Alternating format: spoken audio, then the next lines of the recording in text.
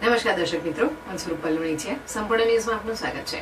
બનાસકાંઠા જિલ્લામાં માર્ગ અકસ્માતોની વધતી ઘટનાઓ વચ્ચે ડીસા નજીક મુડેઠા ગામ પાસે નેશનલ હાઈવે પર ટ્રિકલ અકસ્માત સર્જાયો હતો. આ અકસ્માતમાં 37 થી વધુ મુસાફરોનો આબાદ બચાવ થયો હતો, જ્યારે એક બસ ચાલક ઈજાગ્રસ્ત બન્યા હતા. મળતી માહિતી મુજબ રતનપુરાથી ખોડલા સુધી નેશનલ હાઈવે પર રોડ નવીનીકરણની કામગીરી ચાલી રહી હોવાથી વાહન વ્યવહાર માટે ડાયવર્ઝન આપવામાં આવ્યું હતું. આ ડાયવર્ઝનવાળા માર્ગ પર 3 વાહનો વચ્ચે અકસ્માત સર્જાયો હતો. ડીસાથી આવી રહેલી એક બસ આગળ જઈ રહી હતી, દરમિયાન પાછળથી આવતી બીજી બસના ચાલકે ઓવરટેક કરવાનો પ્રયાસ કરતા આગળની બસને સાઈડ મારી હતી. એ જ સમયે પાછળ આવી રહેલા ટ્રેલર ચાલકે સ્ટીયરિંગ ઉપરથી કાબુ ગુમાવતા ટ્રેલર વચ્ચેનો બસ સાથે જોરદાર અથડાયું હતું.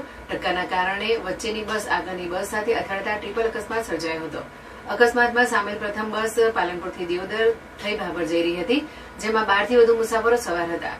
બીજી બસ પાલનપુરથી ભુજ થઈ માંડવી જઈ રહી હતી, જેમાં 25 થી વધુ મુસાફરો મુસાફરી કરી રહ્યા હતા. આમ 37 થી વધુ મુસાફરો અકસ્માતમાં સામેલ હતા. આ ઘટનામાં વચ્ચેની બસના ચાલકને પગના ભાગે ઈજા પહોંચી હતી. તેમને તાત્કાલિક 108 એમ્બ્યુલન્સ મારફતે સારવાર માટે હોસ્પિટલ ખસેડવામાં આવ્યા હતા. સદનસીબે કોઈ મોટી જાનહાની થઈ ન હતી. અકસ્માતને પગલે એક તરફના માર્ગ પર અંદાજે 30 મિનિટ સુધી ટ્રાફિક જામ સર્જાયો હતો. ભીલડી પોલીસ તાત્કાલિક ઘટનાસ્થળે પહોંચી ટ્રાફિક વ્યવસ્થા સંભાળી હતી. બાદમાં ક્રેનની મદદથી બસ અને ટ્રેલરને રસ્તા પરથી હટાવી માર્ગ ફરી વાહન વ્યવહાર માટે ખુલ્લો કરવામાં આવ્યો હતો.